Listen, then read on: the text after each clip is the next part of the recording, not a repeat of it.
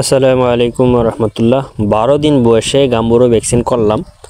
Gumboro ভ্যাকসিনের দাম কত, কিভাবে ভ্যাকসিনটা করলাম, সব কিছুই থাকছে এই ভিডিওতে। গাম্বুরো ভ্যাকসিনটা নিয়ে আসলে কথা বলি। এই যে গাম্বুরো ভ্যাকসিনটা, এখানে 2500 ডোজের ভ্যাকসিন নিয়েছি। ভ্যাকসিনের দাম নিয়েছে 2000 টাকা। ভ্যাকসিনের ডেটটা সবসময় আপনারা লক্ষ্য রাখবেন যে ভ্যাকসিনের ডেটটা আছে কিনা। আর ভ্যাকসিন অবশ্যই প্রয়োগ করার ক্ষেত্রে খুবই সকালে ফজর নামাজের পর কিন্তু আপনারা ভ্যাকসিনটাকে প্রয়োগ করবেন। তো ভ্যাকসিনের পুরো প্রক্রিয়াটা, পুরো প্রসেসটা আমি আপনাদেরকে দেখাচ্ছি যে আমি কিভাবে ভ্যাকসিন করেছি। গাম্বুরো ভ্যাকসিনটা মূলত আসলে বাচ্চার একটা 40 দিন পর্যন্ত বয়স একটু গাম্বুরার প্রাদুর্ভাবটা থাকে। গাম্বুরাকে কাটিয়ে ওঠাতে হলে, গাম্বুরা কিন্তু একটা ছোঁয়াচে রোগ। গাম্বুরার লক্ষণ কী সেই বিষয়টা অবশ্যই আপনাদের জানতে হবে। চুনা পায়খানা করবে, পাখনা ঝুলে দিবে, খাবার পানি খাইতে চাইবে না। তো সেই প্রাদুর্ভাবটা থেকে দূর করার জন্যই মূলত এই ভ্যাকসিনগুলো আমরা করা হয়। ভ্যাকসিনটা কীরকম আকৃতির আপনাদেরকে দেখালাম এখানে। তো আসলে গাম্বুরো ভ্যাকসিনটা করতে হলে অবশ্যই আপনাদেরকে লক্ষ্য রাখতে হবে, খুবই সকালে করবেন। আর ভ্যাকসিনের কার্যকারিতা কিন্তু 2 ঘন্টার থাকে, 2 ঘন্টার ভিতরে খাওয়াতে হবে। আমি মূলত ভোরে উঠে নামাজের আগে কিন্তু পানির পাত্রগুলো ধুয়ে রেখেছি, যাতে পানির পিপাসা যাতে লাগে, সেজন্য কিন্তু মুরগিকে কিন্তু পানি দেই নাই।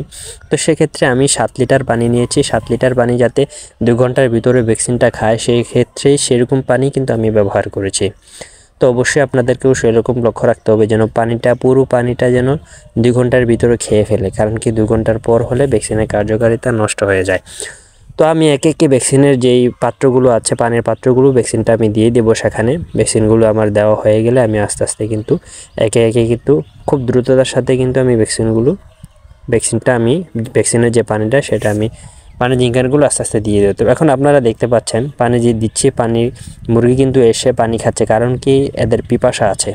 আমি অবশ্যই প্রথমেই খাবার দিয়ে নিয়েছি, আপনারাও খাবার দিয়ে নিয়ে নেবেন। দেখেন, আপনারা লক্ষ্য করলে বুঝতে পারবেন কীরকম পিপাসা লাগলে মুরগি ছোটাছুটি করে এসে পানিগুলো খায়।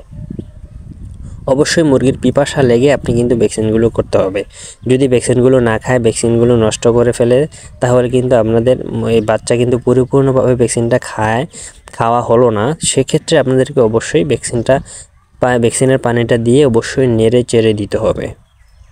আপনি যতই নেড়ে চেড়ে দিবেন ততই ভ্যাকসিনটা খাবে। প্রত্যেকটা মুরগির বাচ্চা যাতে ভ্যাকসিনটা খায়, সেদিক থেকে আপনাদেরকে লক্ষ্য রাখতে হবে। সেই বিবেচনা করেই কিন্তু আমি নেড়ে চেড়ে দিচ্ছি, কারণ কি আমার হাতে সময় আছে মাত্র 2 ঘন্টা। 2 ঘন্টার ভিতর আমাকে ভ্যাকসিনটা খাওয়াতে হবে, ভ্যাকসিনের পানিটা খাওয়াতে হবে, যে কোনোভাবেই হোক। পানিটাকে নষ্ট করা যাবে না। অনেকে প্রশ্ন করতে পারেন যে ভাইয়া 2 ঘন্টার ভিতরে যদি আমার পানিটা না খায়, তাহলে পানিটাকে ফেলে দেব? হ্যাঁ, পানিটা ফেলে দিবেন। পানিটা ফেলে দিয়ে ভুল থেকে শিক্ষা নেবেন। এখন ভ্যাকসিন তো আমার শেষ। এখন ভ্যাকসিনের পরবর্তীতে অনেকে কি করেন, সেই বিষয়টা নিয়ে আমি আপনাদেরকে এখানে দেব। আমি এখানে ভ্যাকসিনের পরে ভিটামিন B1 B2 ব্যবহার করছি, সাথে লাইসোবিটটাও ব্যবহার করব। প্রতি 1 লিটার পানির সাথে 1 গ্রাম ভিটামিন B1 B2 আমি ব্যবহার করেছি। ভিটামিন B1 B2 ব্যবহার করার কারণ হচ্ছে, অবশ্যই মুরগির প্যারালাইসিসের সমস্যা, ভ্যাকসিন দেওয়ার পরে অনেক মুরগির প্যারালাইসিস হয়ে যায়। প্যারালাইসিস থেকে বাঁচতে হলে অবশ্যই ভিটামিন B1 B2 খাওয়াতে হবে। আর সাথে খাওয়াচ্ছি লাইসোবিট, দুর্বলতাকে কাটানোর জন্য, রোগ প্রতিরোধ ক্ষমতা কিন্তু বাড়ায় লাইসোবিটটা।